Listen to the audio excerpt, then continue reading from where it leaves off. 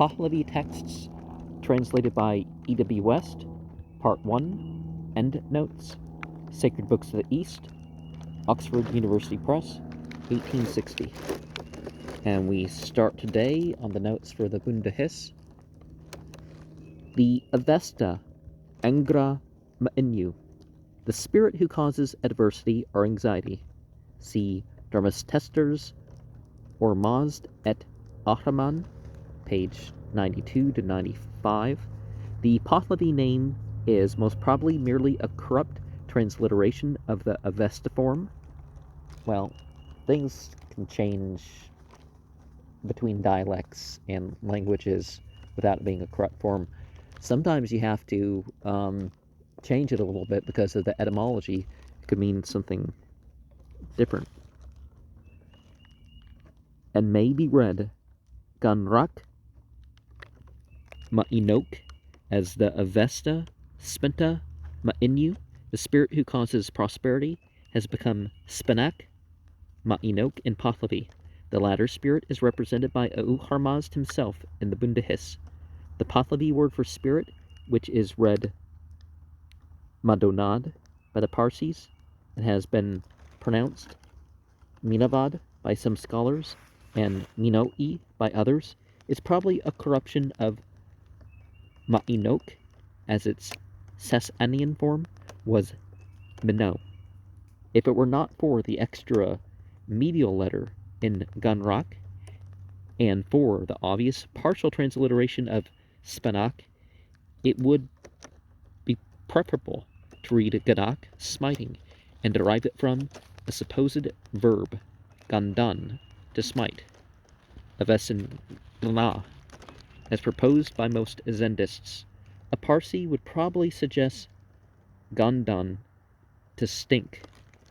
And one of the things that we also might suggest is that the word from spirit, in its similarity to the term for worship, according to some, but more broadly, bring to mind. So it's the thing that really has the consciousness even beyond the mind, because they distinguish between that. Reading Aham Ka'i without a fellow sovereign, peerless, unrivaled, independent. This rare word occurs 3 times. Verse 2 and 3, and some Pazan writers suggest the meaning everlasting by means of the Persian gloss, Hamisa, which is plausible enough, but Hamaki would be an extraordinary mode of writing the very common word Hamai.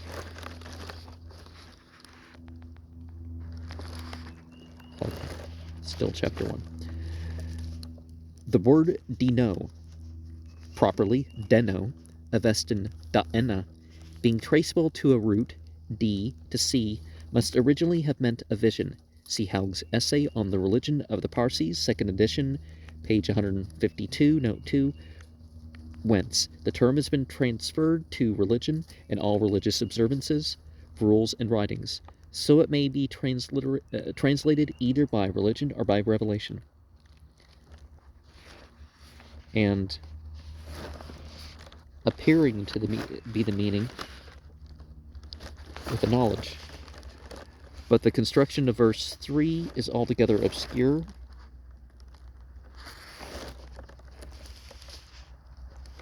And suggestive of omissions in the text.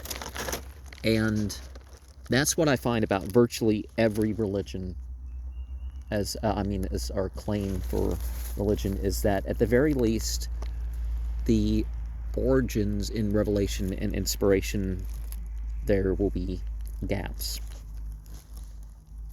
And sometimes it just doesn't, it's not up to the modern age. And I don't mean the modern age about our sensibilities or something like that, because that could be trained.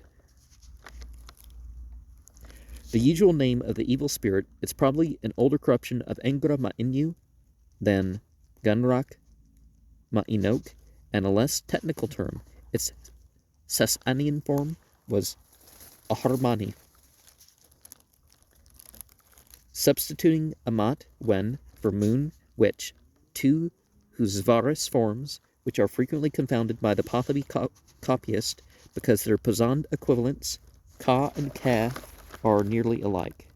Will perish at the time when reading Amenidar in accordance with manuscript 6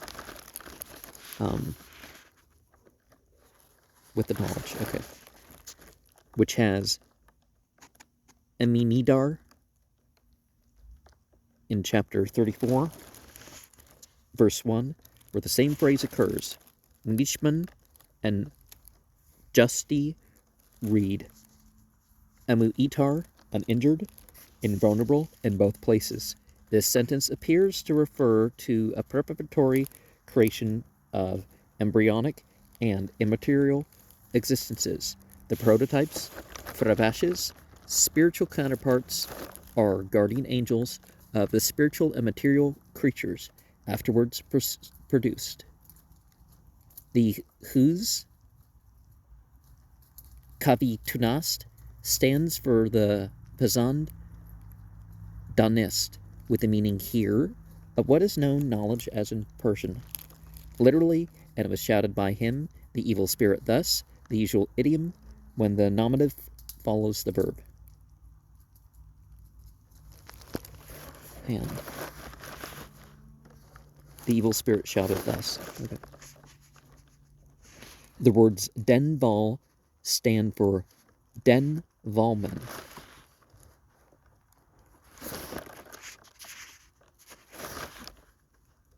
Helpless is without him. And that is the, in the verse adversity way, that is the adversary is kept away. In Pahlavi, the third, page 8, person plural, is the indefinite person, as in English. These 9,000 years are in addition to the 3,000 mentioned in verse 8 and appears more clearly in chapter 34, 1.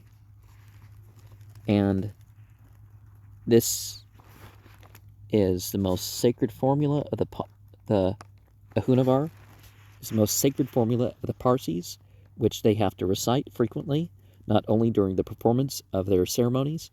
They should really, instead of this, say what they're saying, because if you have to refer to a different section, helps just to make that clear in the first place, which they have to recite frequently, not only during the performance of their ceremonies, but also in connection with most of their ordinary duties and habits. It is neither a prayer nor a creed, but a declaratory formula and meter, consisting one stanza of 3 lines containing 21 Avesta words as follows.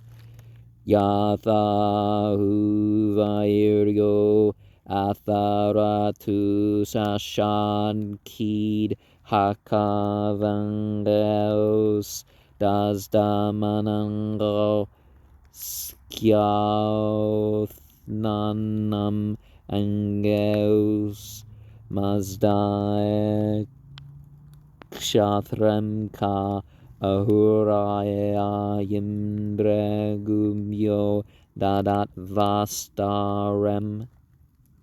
And it may be translated in the following manner: as a heavenly Lord is to be chosen, so is an earthly master, spiritual guide, for the sake of righteousness, to be a giver of the good thoughts, of the actions of life, towards Mazda, and the dominion is for the Lord, Ahura, whom he, Mazda, has given as a protector for the poor. See Haug's essay on the religions of the Parsis, 2nd edition, page 125 and 141. The word Marik must mean word in verse 22. 21. But in some other places, it seems to mean syllable or accented syllable. This is the first of the 9,000 years. As we've seen before, there's zodiacal ages or something like that, so it's not exactly 1,000 years as millennium. Appointed in 18 and 20, and the second 3,000 years mentioned in chapter 34, 1, It is usual to consider Dadan, whose Iha Buntan, when traceable to Avestan Da, Sanskrit Tha, as meaning to create, but it can hardly be proved that it means to create out of nothing, any more than any other of the Avesta verbs, which is sometimes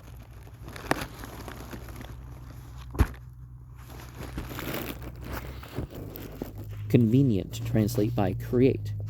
For basing any argument upon the use of this word, it will therefore be safer to substitute the word produce in all cases.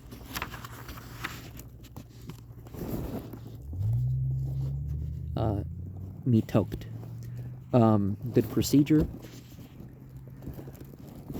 In verse 25, or it may be translated, and from it, vohuman, by good procedure, and so on. The position here ascribed to vohuman are the good thought of Auharmazd bears some resemblance to that of the word in John 1:1-5, but with this essential difference, that vohuman is merely a creature of Auharmazd, not identified with him, for the latter idea would be considered by Parsi as rather inconsistent with strict monotheism. The light of the world, now created, must be distinguished from the endless light already existing with Auharmazd in verse 2. And one of the things that we have is that if we refer to some parts of the Bible as Gnostic rather than Christian in origin, and yes, Gnosticism predated Christianity, and some say, and actually Judaism by name, you could say.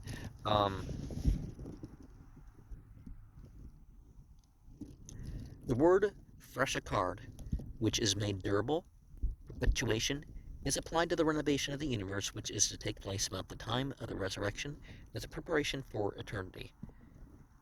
These 5 Artavahist, Shetvaero, and then Spendermod, and then Orbadad, and then Emerodad. You know, because there's talk about the 5, both in some Persian sources and in some Hindu sources. Of course, the Hindu sources tend to refer to them as deities. With Vohuman and Auharmazd in his angelic capacity, constitute the 7 Lemesha undying causers of prosperity. Immortal benefactors are archangels, who have charge of the whole material creation. They are personifications of old Avesta phrases, such as Vohumanu, good thought, Ashavahista, perfect rectitude, Kshatra Vairia, desirable dominion, Spenta Ramaeti, bountiful devotion, Harvatad, completeness or health, and Emeratad, immortality. Now, some people would say that astrologically we would have immortality as Mercury, completeness or health as Jupiter, bountiful devotion as Venus, desirable dominion as Mars, perfect rectitude as Saturn,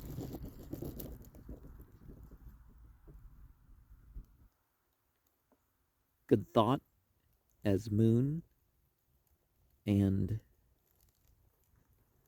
then we have the Sun. Or, you know, people can consider things as meaning different things. Anyways, the 6 demons are opponents of the 6 archangels: Aharman, Akuman, Andar, Sovar, not Kahed, and then Ta'irev, and Za'irik. Promise of the 6 archangels, respectively. Sees chapter 30, verse 29. Their names in the Avesta are Akem Mano, evil thought, Indra Sauru, Noun Gaithya, Tauru, Zairika, and see the Vendidad 10, 17, and 18, Spend and 1943, W, which have been compared with the Vedic god Indra, Sarva, the name of Siva, the Nasatyas, and Sanskrit Tura, diseased, and Angaras, decay, respectively. For future details regarding them, see chapter 28, verse 7 to 13. The word Akhtar is the usual term in Pahlavi for a constellation of the zodiac, but the term Apakhtar, away from the Akhtar, means not only the north or away from the zodiac, but also a planet which is in the zodiac but apart from the constellations. The meaning of Akhtar, most suitable to the context here, appears to be the general term constellation, while a planet apart from the zodiac, okay, yeah, like, because people say this planet in this constellation. But there's also exoplanets. Didn't they find recently, when I'm shooting this video, there was a video, I didn't watch it, something about some exoplanet is emitting a strange signal all of a sudden. And turning to chapter 2,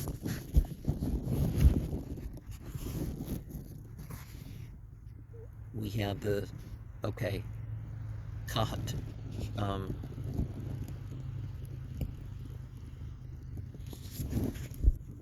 Oh, that's a subdivision. Okay, Vahik, Capricornus, written Nahazik here, both in K20 and M6, which may be compared with the Persian Nahaz, the leading goat of a flock, but the usual word for Capricornus is Vahik, as in chapter 5, 6. None of the other names of the signs of the zodiac are written here in Pazand, but it may be noted that if the A in Vahik were written in Pazand, that is, in the Vesta characters, the word would become the same as Nahazik in Pahlavi, page 65. And literally, the subdivisions of the astronomers is literally the fragments of the calculators. Kurdak-e Hamar-ikan, the subdivisions are the spaces traversed daily by the moon among the stars, generally called the lunar mansions. And it helps to know the actual positions astronomically before you go do that sort of thing. So we have a list of the mansions, and all in verse 3 of chapter 2. All these names are written in Pazand, which accounts for their eccentric orthography, in which both K20 and M6 agree very closely.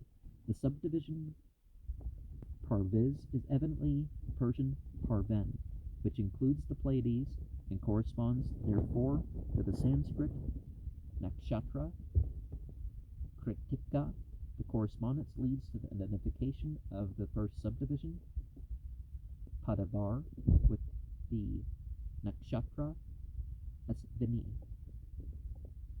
The Pazan names are so corrupt that no reliance can be placed upon them, and the first step towards recovering the true Pahlavi names would be to transliterate the Pazan back into Pahlavi characters. The 9th subdivision is mentioned in chapter 7, verse 1, by the name Abrak. And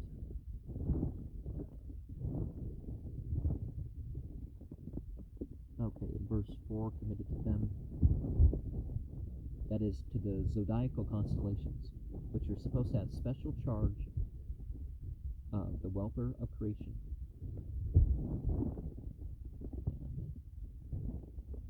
Tistar, Setaves, Vanand, Haptop ring, kind of reminds, what we would use that doesn't line up, I don't think, is instead of T-Star, you have Pegasus, right? Instead of Setaves, you have the Bears, right? Instead of Vanand, you have like this camel constellation, or something in that region that's not one of the 12 or something, or one of the 36. That Haptok ring would probably be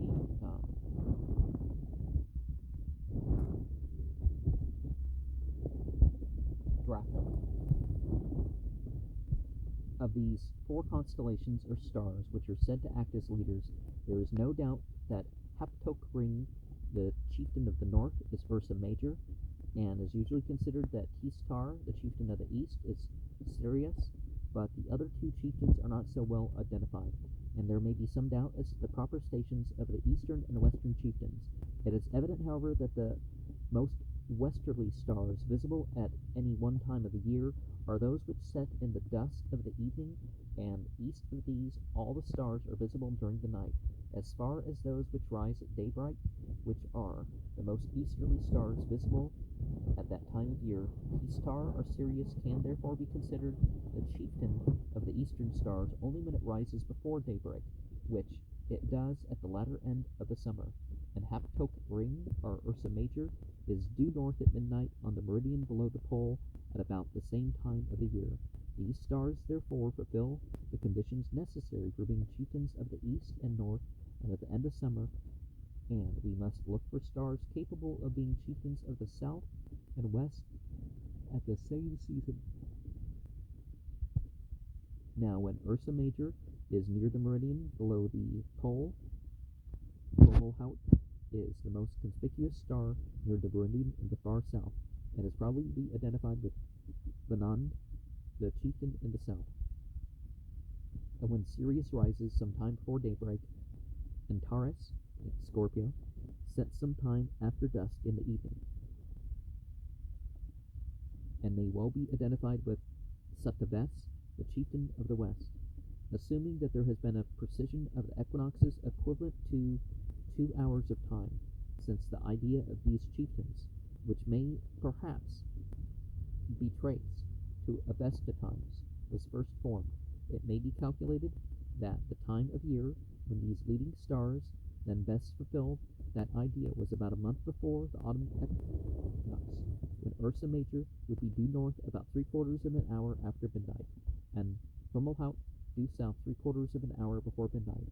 Sirius would rise 3 hours before the sun, and Antares would set 3 hours after the sun. In the Avesta, these leading stars are named Tistria, Setavatesa, Vanant, and Haptoe Ringa.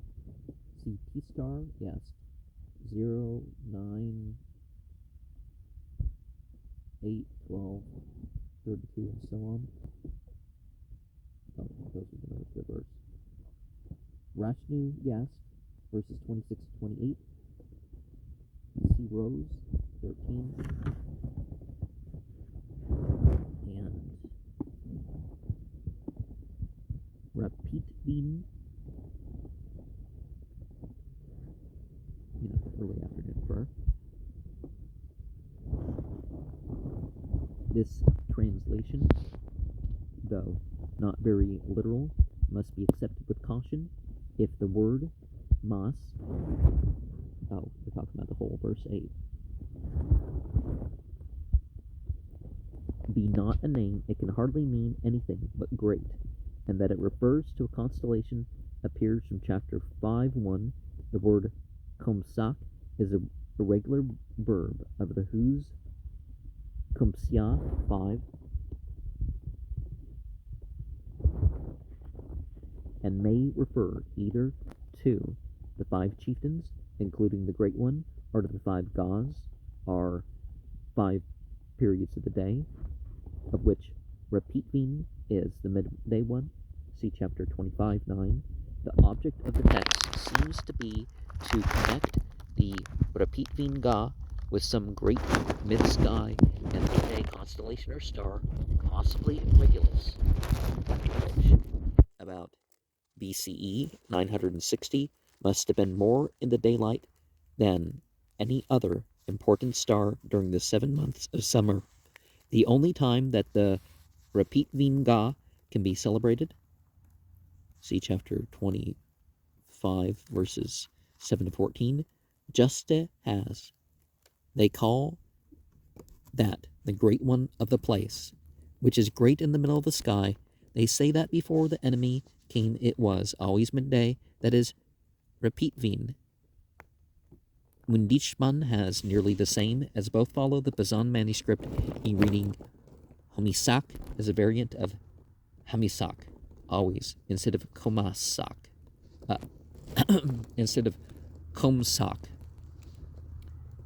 and overcoming the adversary or adversity, page 80. It's important to know that, like, all these religious texts have words that have more meaning than what our translations are giving us. And that doesn't always mean there's going to be some sort of conflict of meaning or something, but the Fravahar of men, verse 10. These were among the Fravashas already created. Chapter 1, 8.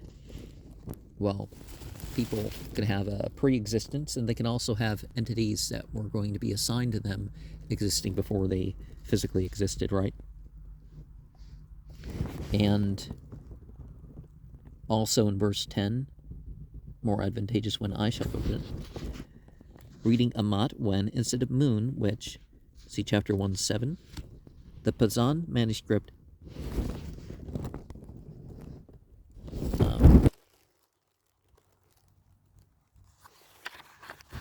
3, okay.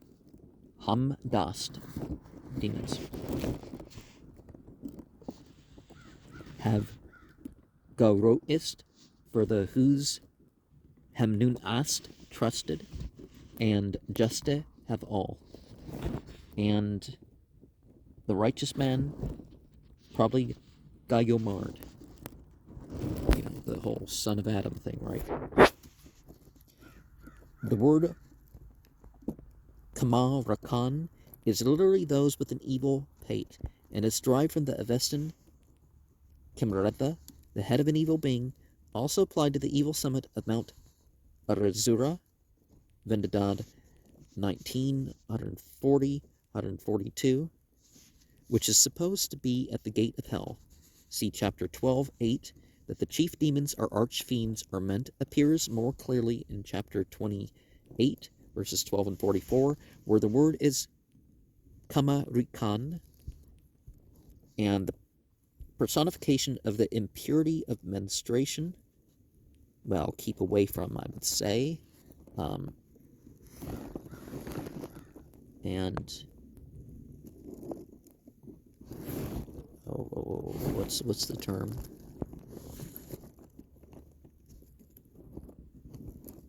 Okay, well, okay, it's just Gah. The word Vesh or Vish may stand for either Besh, distress or vexation, as here assumed, or for Vish, poison, as translated by Windishman and Juste in accordance with the Bazan manuscript. And also in verse 6, the living soul's Nismo, that is the Huzvaris of Ruban, soul, appears from chapter 15, verse 3 to 5, where both words are used indifferently, but it is not given in the Huz to Paz glossary. It is evidently equivalent to the Chaldean Nisma, and ought probably to have the traditional pronunciation Nisman, an abbreviation of Nisman, and the literal meaning of thoughts of Geh to him in verse 9 chapter 3. This seems to be the literal meaning of the sentence and is confirmed by chapter 28:1, but Windishman and Juste understand that the evil spirit formed a youth for Geh out of a toad's body, The incident in the text may be compared with Milton's idea of Satan and sin in Paradise Lost, Book 2, page 745 to 765. And he stood upon 1/3 of the sky, verse 11. Reminds you of that thing in the book of Revelations where the third of the host of heaven is taken down. This one sort of agrees with that, but they're different. The Davos and the Ahuras, or whatever classifications you want to have for the light beings and the fire beings, they're different types of creation. So we need to remember that part. That's overspread by the darkness and light. Okay. The whole sentence is rather obscure. Again, if you know more about other mythologies and stuff, it becomes easy enough to understand some of these things.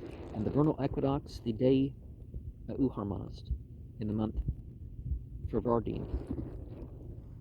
See chapter 25, verse 7. And literally, it was arranged. Okay, water, which was arranged in verse 13. For the details of the visitations, he came to the fire, and so on. See chapters 6 to 10. I'm reading Kust tome, but it may be Hangid tum, most turbid, opaque. Instead of dark night, still verse 14. And the blight, mentioned 6. The word makah, blow, strike, is a whose varus logogram not found in the glossaries. M6 has dar, wood, but this may be misreading due to the original for which M6 was copied being difficult to read. And the in our Gargoyles Trinity that we saw listed, I'm referring to that in my Samhain ceremony. But that term, makah, could refer to this.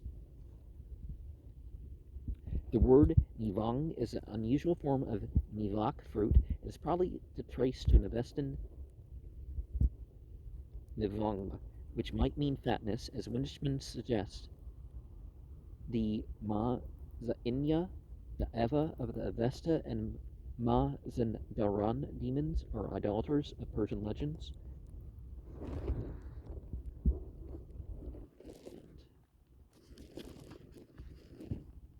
Okay, let me.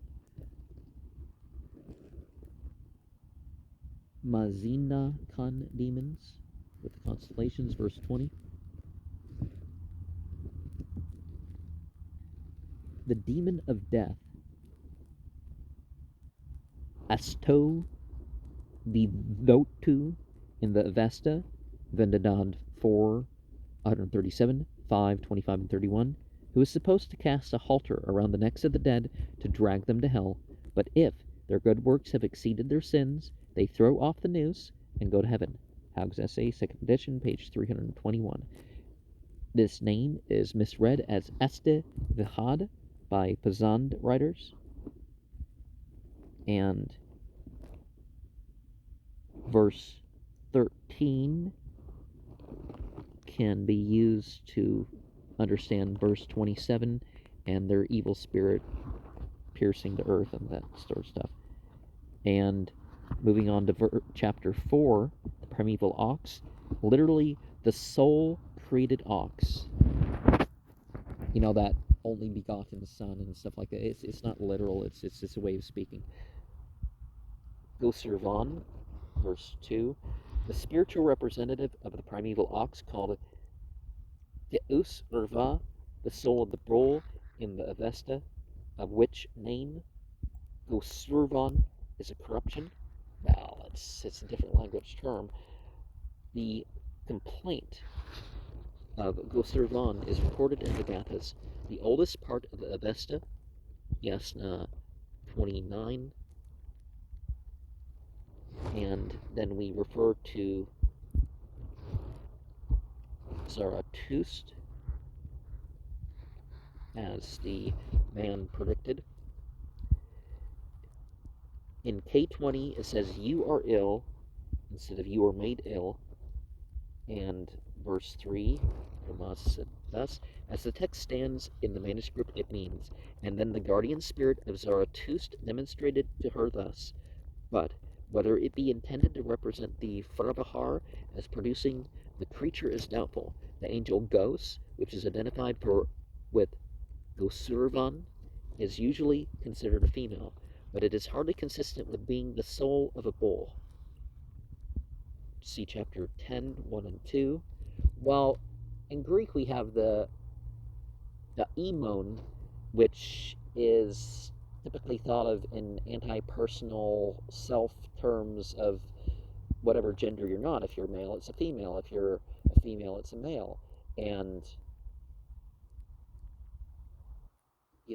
again, all this stuff destroys this gender identity as something you can choose later in life or something silly like that. Although applicable enough as a representative of the earth in the selections of Zadsparum 2:6, however, this mythological animal is said to have been a female. See the appendix to the Bundahis. And the male-female language isn't necessarily referring to the gender in the first place, especially when referring to spiritual beings that. And Ahriman's side, well, they are male and female, but they're not limited, kind of like the incarnated creatures. Um, five of the chief constellations. Chapter 5 are mentioned in chapter 2, 7, and 8, to which the sun and the moon are here added. So the sun and the moon are considered different than the other 7 main planets that we can see. Well, I mean, the 7 main planets. They can see the sun and the moon, and Mercury and Venus. They can see Saturn.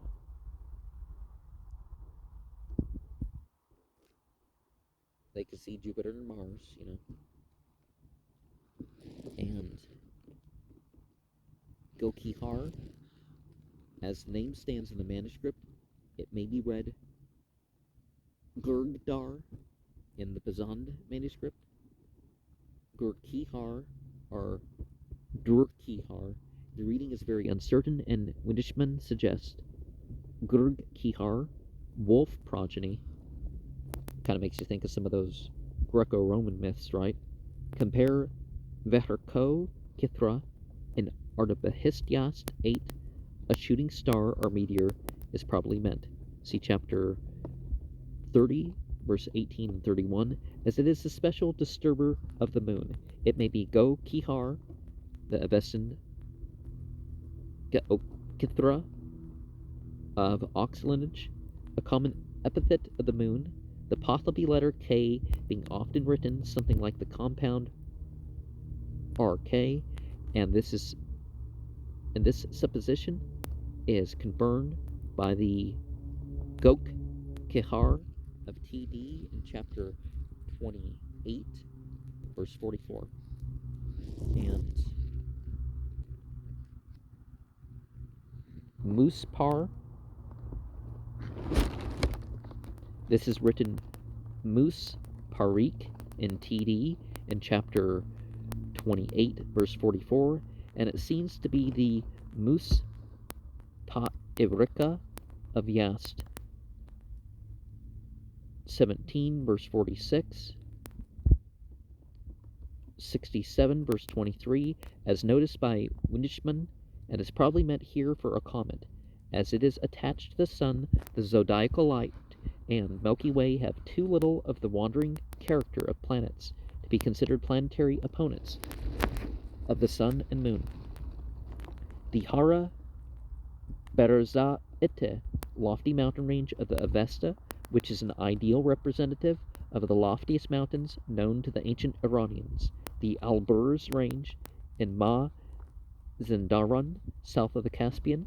See chapter 8, 2, 12, 1, and 3. And sometimes, like the Quran talks about the lowest place on earth, and well, it was a low place, but how were they to know that it was the lowest? And there are other low places that have been referred to, but by perspective, some people actually thought it was otherwise. In their limited perspective, they still could have, oh, well, it seems maybe this goes down lower. The Ta'era of Yast 41, verse 24, Ramyast, verse 7, Zamyad Yast, verse 6, and see chapter 12, 2 and 4. The word Mayagir is a whose hybrid for Avgir, a water holder or ditch. The word may either be Avagak or Kavigak with this meaning. And when the stars return again, this appears to be a quotation from the Rashnuyast 26. The whose word for month is here used for the moon. The mode of accounting for the varying position of sunrise and sunset resembles that in the Book of Enoch, chapter 71, but only 6 eastern and 6 western gates of heaven are there mentioned, and the sun changes its gates of entrance and exits only once a month instead of daily. And Keshvar, mentioned in verse 5 of chapter 5, see verse 9, and see chapter 11. The reading of the word for attack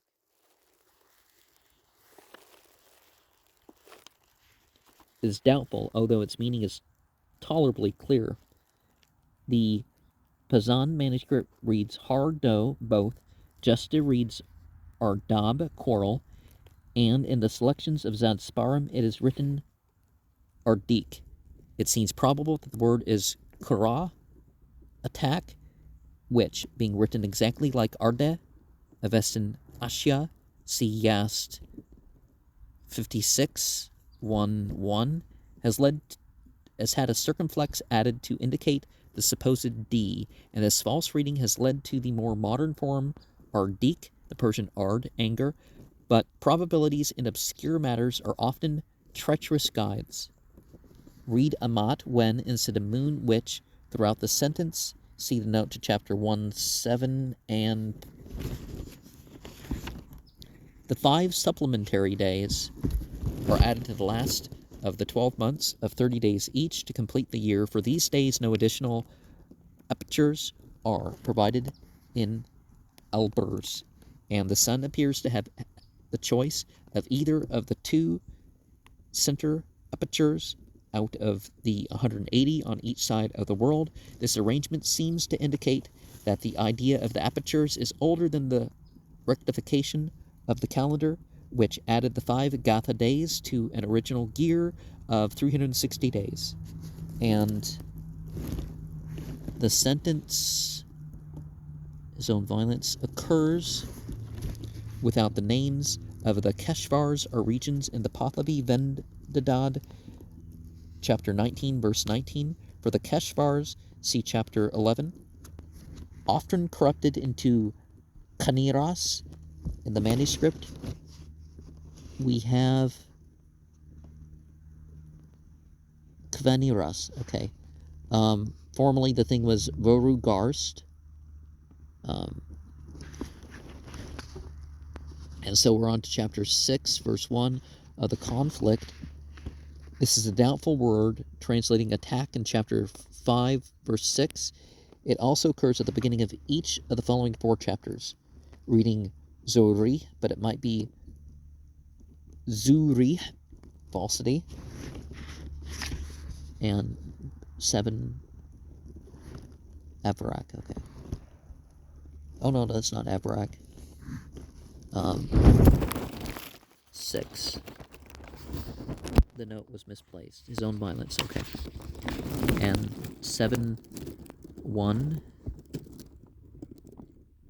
The 9th lunar mansion, corresponding with the middle of Cancer, T-star, Sirius, being Cancer probably means that it rises about the same time as the stars of Cancer, as is actually the case. And the 4th month of the year here. See chapter 25, verse 1.